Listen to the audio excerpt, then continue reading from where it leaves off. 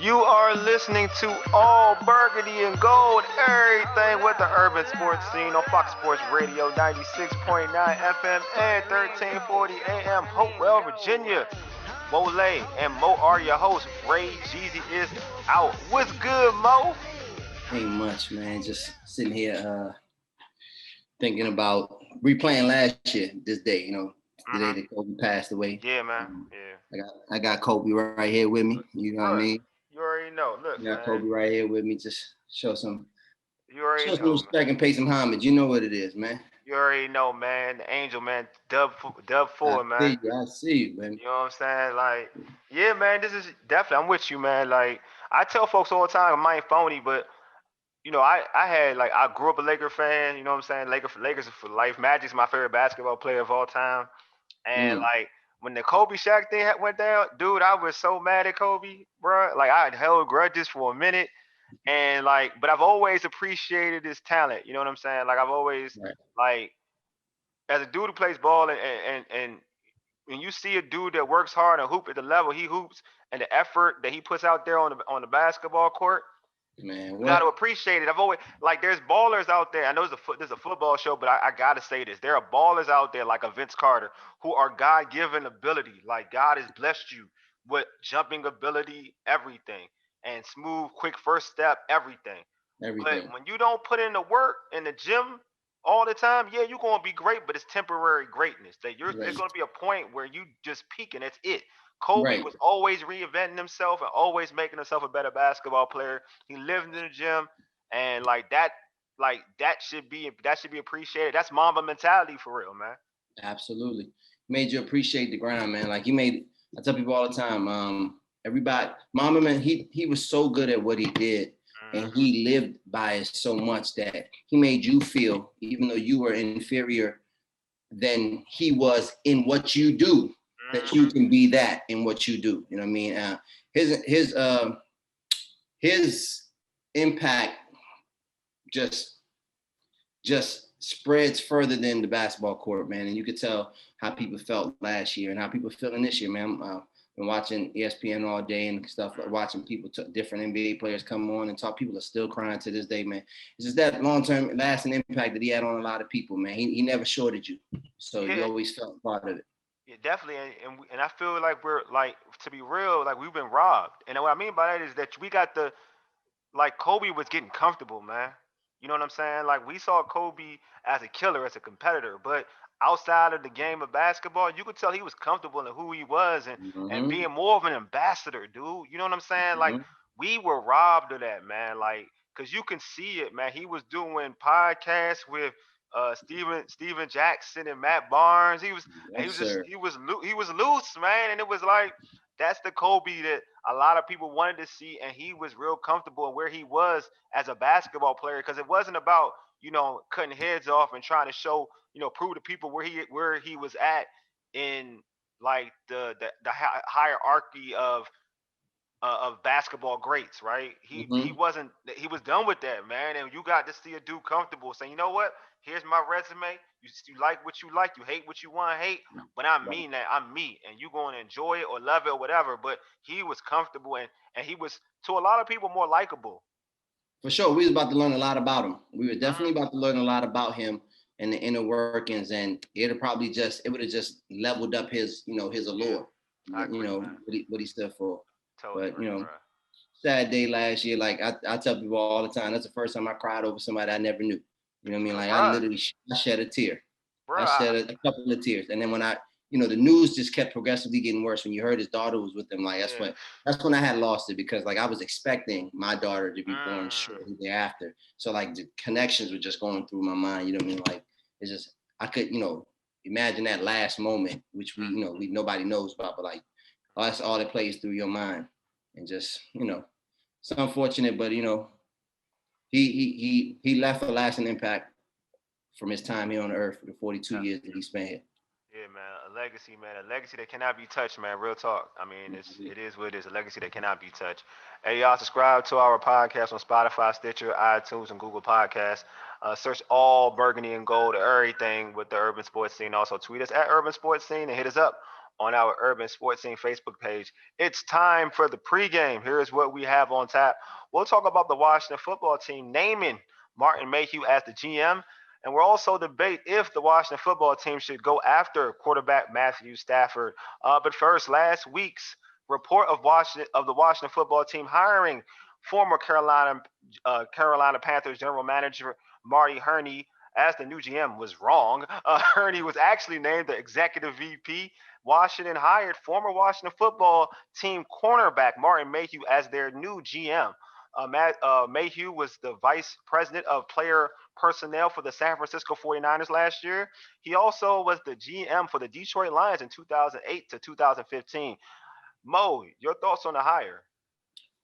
Same with the previous report. I think they got a credible person in the organization that's gonna come in and put his best foot forward and try to elevate this team to where it needs to go. We know that the defense was stout last year. There was some hiccups on offense because of quarterback play and some injuries on the offense. But I want to see how he can come in and fortify this team. His history, he has a good track record with the top picks in the draft. I think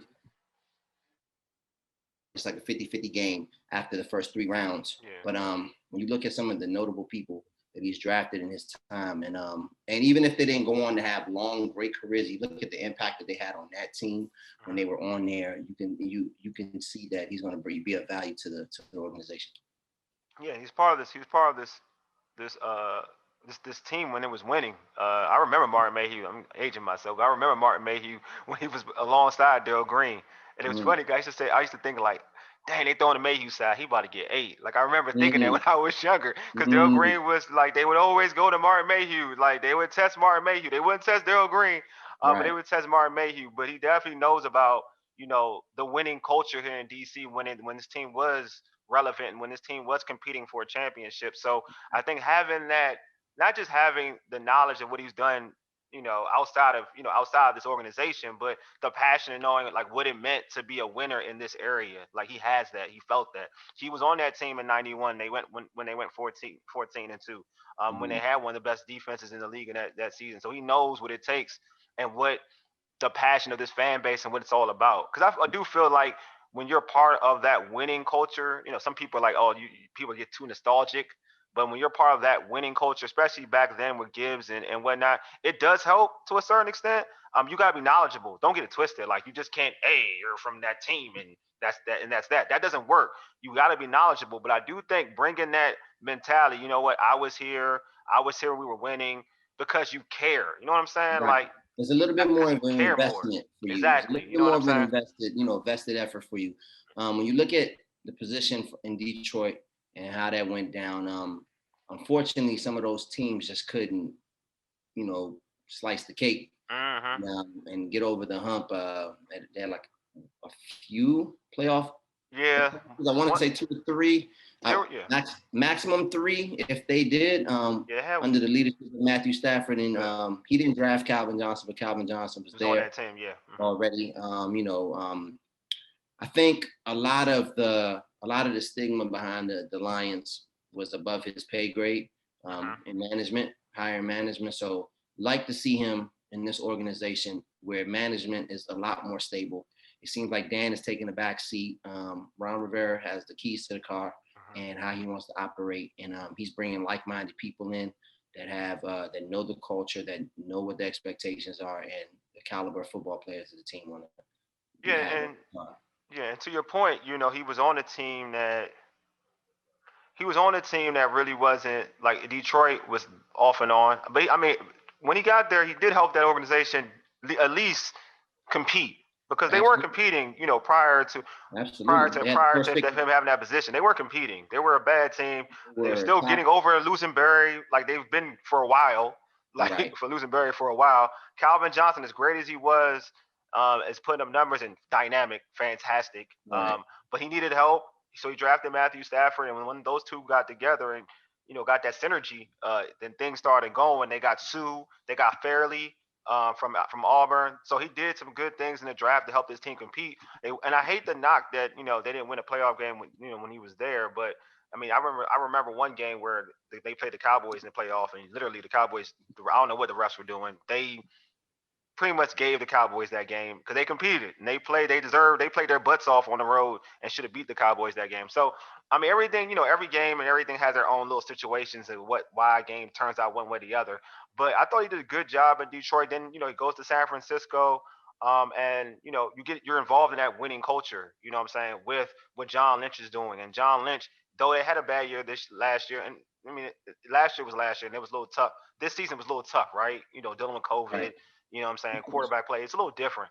But he wasn't a winning culture. Him being a part of that ball club, that team went to the Super Bowl. So you're learning. You know what I mean? You're learning more new nuances and other things of how a winning coach, how a winning organization works. So you're bringing that here to DC. This team has momentum. With Ron Rivera, hopefully they can work hand in hand together.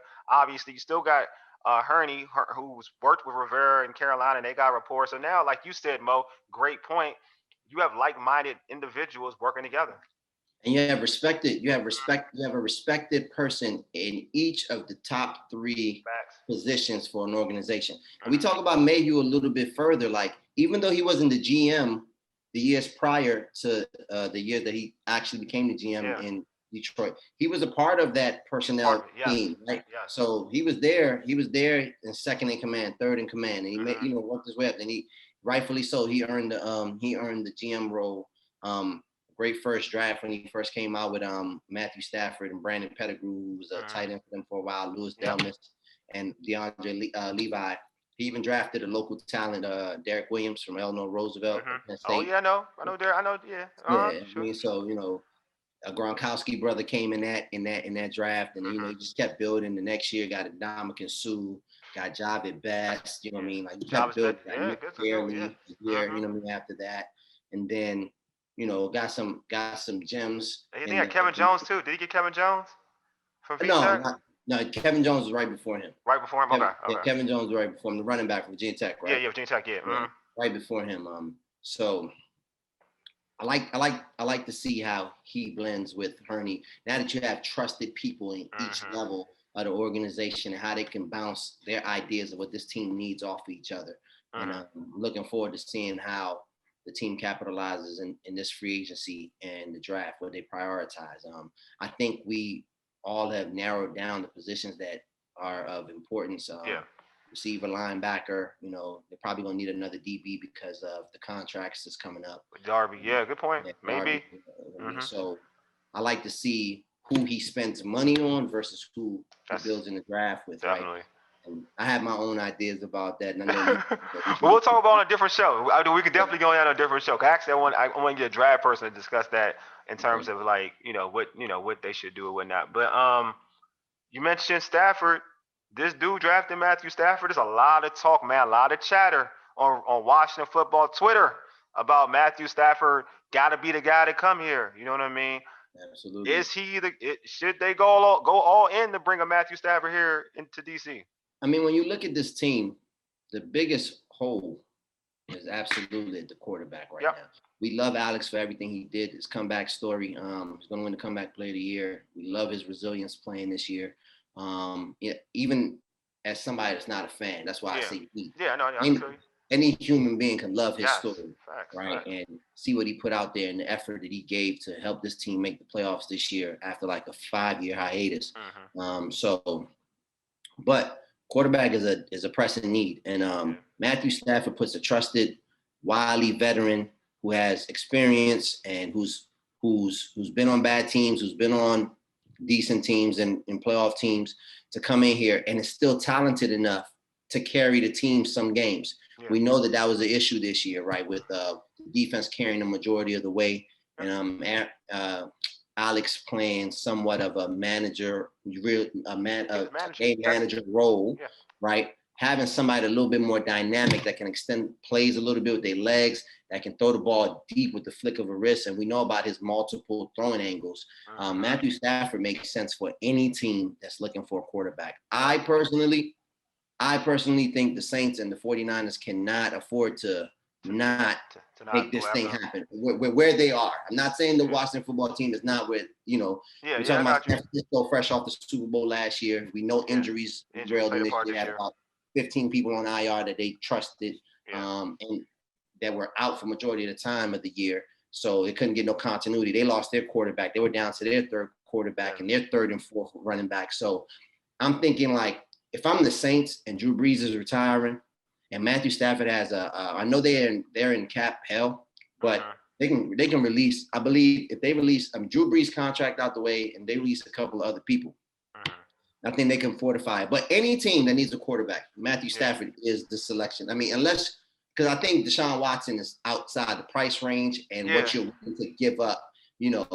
I think there was some chatter about that, but what you're going to have to give up for Deshaun Watson is going to top the RG3 trade. Yeah, you don't want to go back into that purgatory. Yeah, I'm like, this is I love Matthew Stafford. So I love Matthew Stafford. But I think to your point, Mo, you've made this quite clear that this team does need a lot. Like, it needs a lot still to to be where they want to be at. Mm-hmm. And when you give a first round pick, you know what I mean? Like, it got to be that guy. Like, this dude got to be that dude to get you over the top.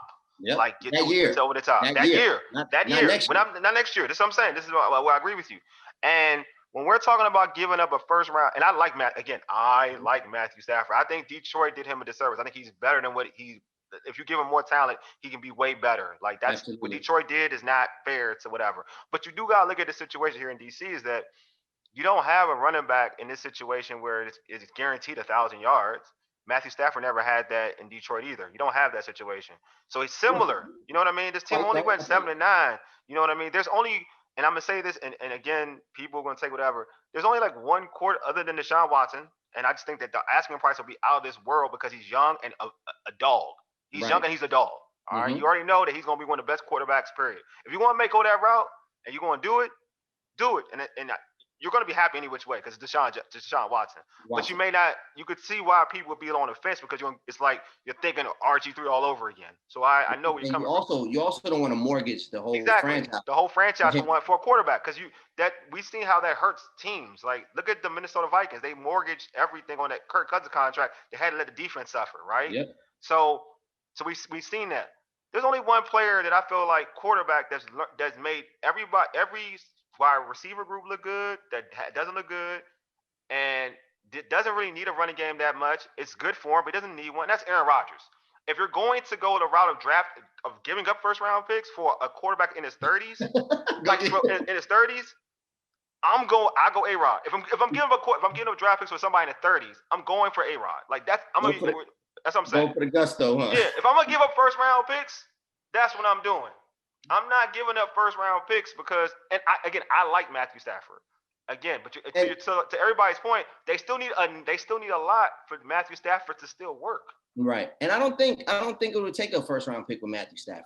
I like the deal that brought Alex Smith to Washington. Yeah, I like that same compensation. Mm-hmm. I'll throw out a name there. A lot of people are not gonna like it. Mm-hmm. I think you package John Allen. Yeah, it's possible. The third rounder. Because you got to pay John Allen anyway. Yeah. And you know what I mean? He's up. So I packaged John Allen and a third rounder, send him to Detroit, get Matthew Stafford. You didn't lose that much. You still get that first and second round pick to fortify the team. Yeah. And right? Draft you got Ioannidis coming back next year too. Ioannidis can plug in and he can be a pass rusher from the middle.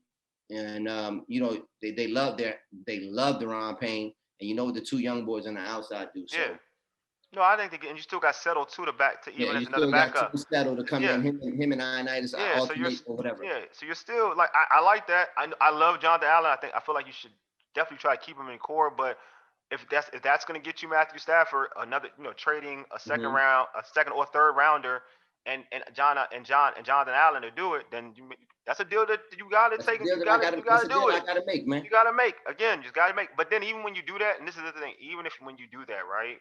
You still got to go heavy. You still got to go heavy in free agency and go heavy in the draft in terms of putting talent around him. If it's offensive linemen, as I discussed with y'all, whatever, you got to do it because you got to do it. Like you got to look what Tampa did with Brady. They were like, all right, Brady, we just not gonna bring you here to be Brady. We gonna make sure that we gonna put you in the best situation to be successful. We know we got Mike Evans, we got Godwin. They're talented. We got Bray. We got OJ. You know what? We want to make sure we're going somewhere. We want to make sure. Let's get Gronk. AB. Then let's bring AB in here. Let's put AB on. Let's put AB on speed dial. So if you're gonna go get my thing, let's go get Fournette. Yeah, go get Leonard Fournette. Let's go get Shady McCoy just to get him. Just to get Shady McCoy. Just get him just in case. If you're gonna go that route to get a 32-year-old quarterback, right? And you want to make sure because you believe that you're that close, then you got to make sure that you sign players to make him look good, so it doesn't look like, dang, we gave up this for an Asian quarterback. And another caveat: if you get Matt Stafford, his 2 leading receivers in Detroit the past couple of years are free agents also. Yes, there you go. You might attract Kenny Golladay now. Yeah. To be another guy on the outside, or at worst, you get Marvin Jones. Yeah. He's been proven as a good number 2. I really think that the team should not go after a receiver that they perceive is better than Terry McLaurin. Unless they get a quarterback situation fixed, because then you're just spending money just to spend money. Previously. Yeah, just to spend money. Because there's still nobody to deliver this football. Yeah. So, and that's just my position on that. I think there's other needs on the team. I think 19 is too high for the 2nd or 3rd rated linebacker. So unless Micah Parsons from Penn State falls somehow mysteriously or miraculously, Notre Dame or the kid, he won't fall though. He won't go fall. Yeah. He's not gonna fall. He could be there at 19 though, but it depends where you want to play him. Koromo from Notre Dame. Yeah, from Notre Dame. He'll be there. He'll be around there. Okay. I mean, it might take a draft day move to move down. Yeah, it got to take him because I've heard that he's going to be. He's going to be stout. I mean, he's going to be. But I thought he was an outside backer. Yeah, I mean, right now Washington was a linebacker. It doesn't really matter. I mean, again, it doesn't matter where. It don't even matter. Like they're very happy with Holcomb, so that's one. But everybody else is expendable. Everybody else is expendable. So it just depends how much you value. Like I know they definitely want. It's definitely the most important linebacker is the middle linebacker. That's definitely. I think you guys can use them. Yeah. You could use a day 1 starter on the O-line and that linebacker. Yeah. And the only thing about the O-line, the issue with the O-line, we talked about it, but the only issue with the O-line is that you already drafted a kid, Sadiq Charles, that they like, that's going to play left tackle. They're supposed to play left tackle. He was a Morgan Moses had a good year in terms of Morgan Moses had a good year right tackle. Morgan Moses he's been stopped. Yeah, I don't know if I'm trusting the 4th rounder that came out of LSU with baggage. I'm just saying, like, that's the thing. They like him a lot, though. I mean, in terms of coach the Rivera likes him a lot, like to a point where he wanted to force him in the lineup to play guard as much as that's how much he liked him. How much he likes him. So okay. Yeah, he does like him a lot. So I just know that Carolina used to fortify both fronts. Of course, that's what you want. That's football. That's how, man, we believe in the same way thing, basically. Like, you win football games on the D-line, O-line. I don't care what anybody tells me. You know what I'm saying? Like, there's a reason why the Jacksonville Jaguars almost beat the Patriots in that AFC Championship game. There's a reason why the Baltimore Ravens always compete because they build it, regardless of what you get mad about, like Lamar Jackson not getting over the top. Like, they've been doing that for years in terms of how they built their team. So, you went on defensive line, offensive line. So yeah, yes, obviously you want that. But like, this is the thing: Washington fans have been spoiled because they've had number 71 at left tackle, and everybody thinks you're going to be another number 71. That is an anomaly. Like that dude isn't real. Like, all right, that dude, what he did was not real. Like you don't get that 24/7. All right, jacketer right there. You know what I'm saying? You don't get that 24/7. Like you don't. So when you get a left tackle, they're gonna give up sacks. All right, they're not gonna always own their competition. Number 71 when healthy, won most of the time. You're not gonna get that often. All right, that's elite. That's elite. That's not even. It's elite. So when we talk about he's going Hall of Fame. For real. Like when we talk, he's going to be in the Hall of Fame. And I don't like when people say we need a left tackle. Like last year, like dude wasn't bad. He just wasn't Trent.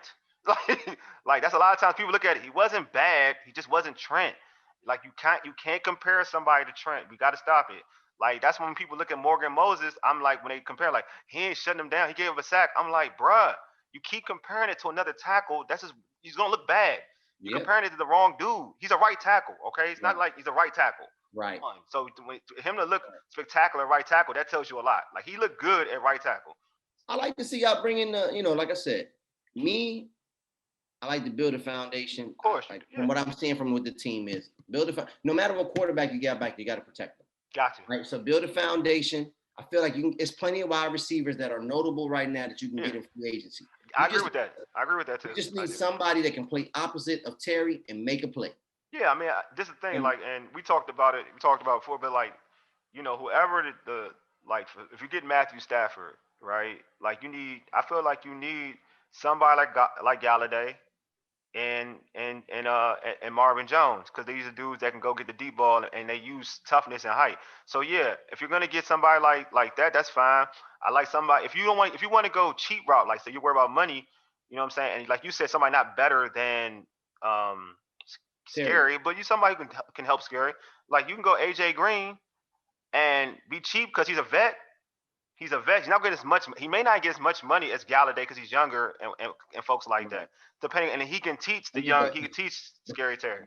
But AJ Green is special, man. Don't let these No. fool you, man. Look.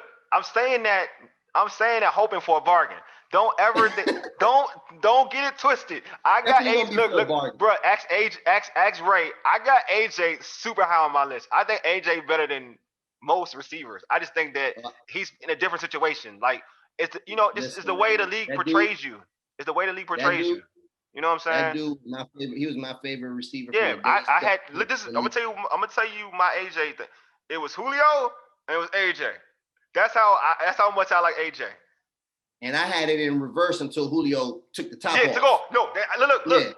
I had the same way. I had AJ like this, but then Julio then took off. I told folks that AJ better than. I think AJ better than Antonio Brown. He just don't play with Big Ben. I told folks that AJ is that. He's that dude. So my thing is that when you got injuries, when injuries play a part, and that it changed the narrative about you, and then that changes your money. Waiting out there, man. Yeah, and that changes your money. So I'm like, all right, if P gonna say you 30, and then the Kansas City, and then Cincinnati try to phase him out. Basically, they try to phase him out because he was still getting open. They try to phase him out. So Burr was not looking that way, man. Well, not, and then every time he was open, he would overthrow him. That's a whole different argument. We're talking about something totally different. Don't get me started. That's a totally different. That's my baby, man. Yeah, that's my man right there. You know what I'm saying? So when they spit that narrative, then your money's going down. Not everybody's gonna look at it and say he's not signing a lucrative deal. He just played on a franchise tag for $18 million this past year. Yeah, he's gonna go somewhere. Like DC would be perfect. Yeah. For him, but I mean, like, he's gonna have his pick too. Yeah, believe me. If I'm gonna tell you, if I'm him, I'm not. I'm going to Green Bay. My man. I was thinking the same thing. My man. I'm like, Aaron, are you staying? First, I'm calling Aaron, and Aaron, are you staying? If you staying, I'm coming. Pause. You know what I mean? I'm telling you. I'm gonna say. I was like, yo, bruh. Aaron, if you staying, bro, dude, I'm coming to Lambeau. I'm coming to Lambeau, bro. My jersey, cut up my 18 real quick, man. Dude, quick. Man, dude. Nobody say. No, that's what I was trying. I'm trying. I want this team to contact AJ before Aaron do. I'm telling you, like, I'm already like, I thought. That's what I was like in my mind. I was like, damn, if Washington does get Aaron, they can get AJ too. Like, that's what my mind was like. You can get AJ too. Man. Then you set. I wouldn't be surprised with the Patriots either. Depending on what they do at quarterback. Right? I agree with you too. I thought that too. That's a good fit because he's so precise. Right. They got to have a good quarterback though. They got to have a good quarterback. Throw that man a rock. And I seen him open a lot this year. Man, they were just trying to get the ball to Higgins and Boyd. That's all they cared about, man. When you draft 4 receivers in the last 3 years, man, people got to get on the field. You have Auden Tate. Yeah. They even got the young slot guy Erickson. They phased out Ross. They came with Higgins this year. They phased out John Ross. You know, they got some talent, man. And Tyler Boyd he's been proven right the last 2 years. Oh man, he been dog, man. I ain't gonna care. He been dog. Higgins look good too. Higgins look good too. I'm just saying, like, love the fact that, you know, I love how AJ and Higgins mirror each other. Yes, they do, bro. They do. Know, I think Higgins is going to have a bright future. I think Tyler Boyd solidified that slot, and they just got, you know, they'll figure something out. But AJ's on the move, and AJ be a great addition to Washington. He'd be a great addition to any team, really, because he's going to come in with number 1 experience playing the number 2. Definitely. Those matchups are going to be favorable every time. He's still a 6'4" body, still 215 plus. He's still silky smooth. And there you go. And he got a large catch radius. Yes. and is a perfectionist when it comes to that route running, bro. A That's perfectionist.